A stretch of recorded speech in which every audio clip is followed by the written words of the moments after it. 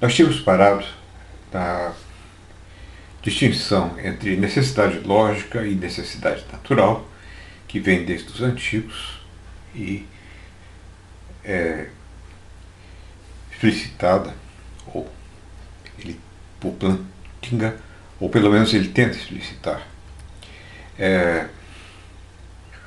Um outro ponto é a relação entre necessidade e racionalidade. Quando nós percebemos algo como irracional, nós rejeitamos a sua necessidade. Então, a necessidade implica irracionalidade. E uma outra distinção que ele enfatiza é a feita entre necessidades e conceitos epistemológicos vaporosos, como os de autoevidência ou a prioridade. O necessário pode não ser autoevidente. O necessário não precisa ser acessível de modo a priori, pensa ele. Mas talvez o logicamente necessário seja, esse é um ponto a discutir. Ele quer distinguir necessidade de autoevidência e a prioridade. E ele quer principalmente esclarecer a distinção entre modalidade de dicto e modalidade de re. A necessidade de dicto é propriedade de uma proposição. A necessidade de re é uma propriedade da coisa, o estado de coisas, daquilo que é e diz respeito à essência. E ele toma de Aristóteles o argumento, para exemplificar modalidade de re. Todos os animais nessa sala são seres humanos. Todos os seres humanos são racionais. Portanto, todos os animais nessa sala são racionais. Ele acha que a necessidade aqui é de re, ou seja, da coisa, pois é da essência do ser humano ser racional. Então a necessidade de re é a necessidade da essência que está na coisa. Cada coisa tem de uma certa espécie tem sua propriedade necessária e essencialmente. Bom, pensam alguns. Pode ser, mas o problema é a nossa capacidade de cognitivamente, epistemicamente, ter uma consciência absolutamente certa disso. Isso é questionável. Para Deus, não. Mas nós não sabemos de nada acerca disso. Outro exemplo, ele toma de Aquino. O que é visto como sentado está necessariamente sentado. Necessidade de re? Sim, se é visto como sentado, mas o problema é que se é realmente visto como sentado, mas se for visto realmente como sentado, estará necessariamente sentado.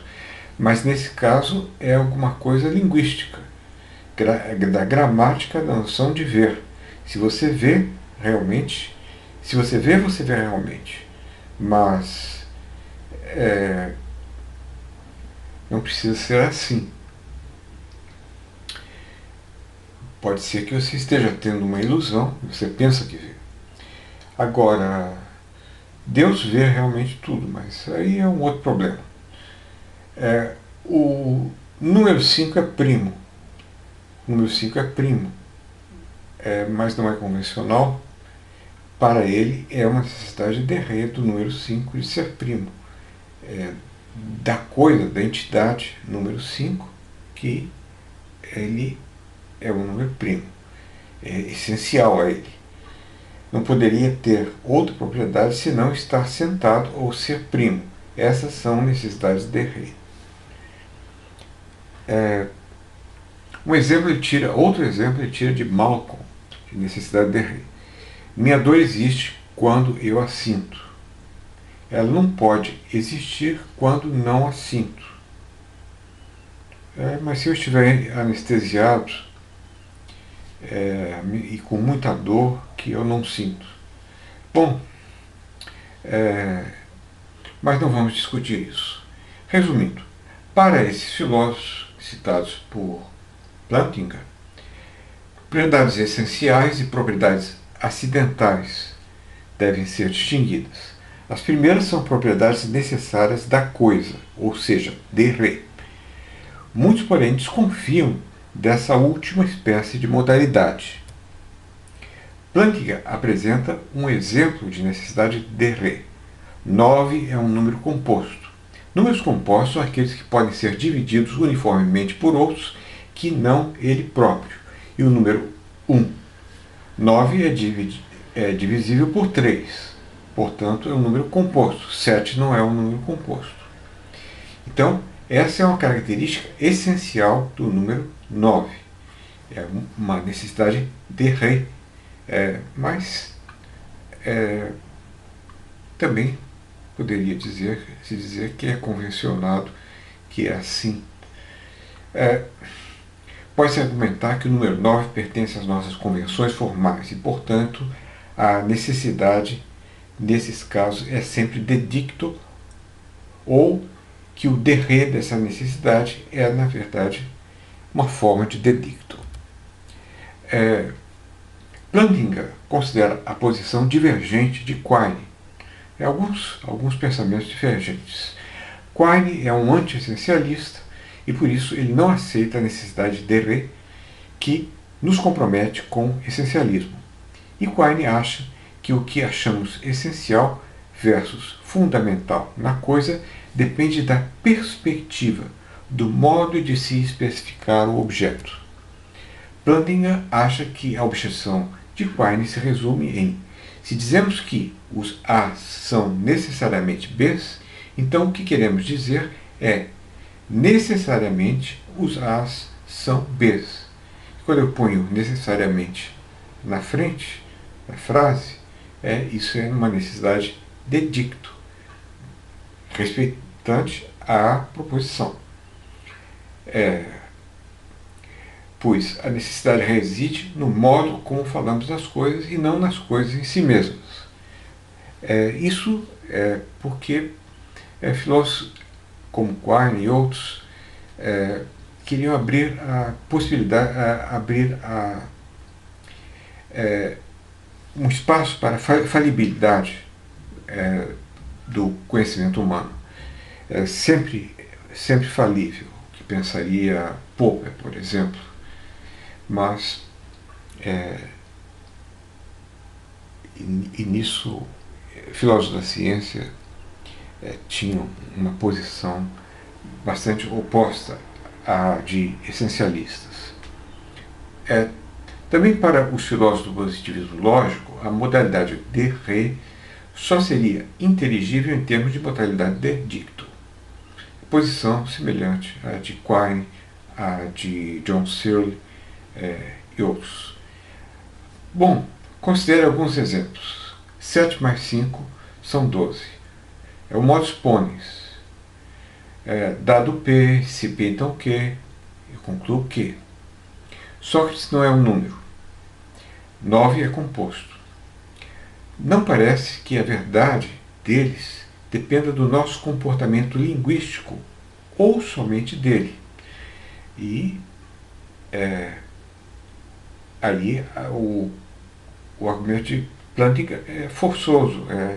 Não parece que depende apenas de convenções linguísticas, que seja assim. Eu não posso convencionar algo diferente.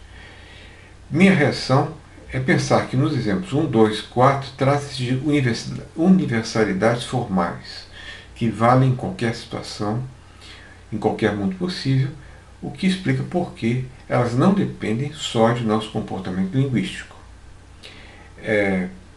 Mas não é essência objetiva, mas a ausência da possibilidade de negação que as torna necessárias. Bom, podemos pensar assim. 1, 2 e 4, mas que dizer de 3? Sócrates não é um número. A única exceção é 3. Sócrates não é um número. Mas podemos dizer que a essência nominal de Sócrates é diferente da do número, que a definição de uma coisa é completamente diferente da definição de outra, sendo essa a necessidade, por conseguinte, uma necessidade de dicto. Mas não pode o homem ser essencialmente definido como um animal racional? Essa não seria uma necessidade de ré? Pode-se contra-argumentar que outra vez estamos diante de uma essência nominal, bem fundada pela experiência, e que esse de ré é uma espécie do dedicto. Eu não nego, concordando com Locke, a suposta existência de uma essência real concernente a essas coisas, mas acho que ela é inevitavelmente hipotética e, nessa medida, não é de ré. Isso devido à falibilidade do conhecimento humano, que é uma espécie de postulado de filósofos da ciência tradicionais, né, do século XX. Podemos imaginar que o homem não seja, como Aristóteles definiu, por essência, um animal racional? Para Platão, o homem era um bípede in plume. E para Dostoiévski, ele era um bípede ingrato, uma vez que sempre precisa afirmar a sua individualidade. Daí a ingratidão.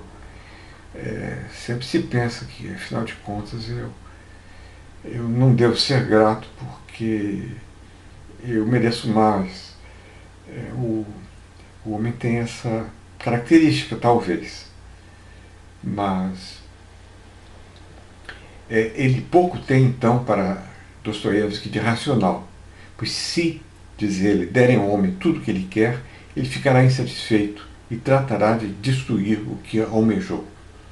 Então, a racionalidade é um elemento secundário do homem para Dostoiévski, e temos apenas a ilusão de que não seja assim. Bom, então, só para mostrar que o ponto pode ser questionado. Plantinga torna o dedicto e o de ré paralelos, mostrando isso por meio de exemplos.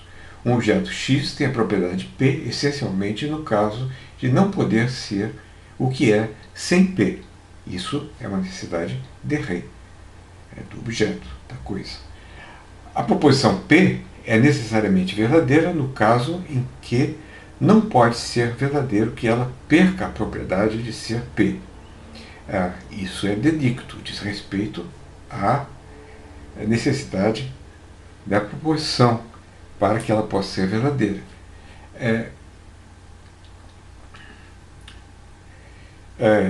Então, há aí um paralelo. Mas parece razoável crer que ambas as frases estejam dizendo algo da essência nominal de Locke. A primeira enfatizando o conteúdo pensado e a segunda enfatizando a forma pensada. Paramos aqui. O próximo ponto são mundos possíveis para Plantinga. Eu penso que esses vídeos sejam um exercício que eu faço para mim mesmo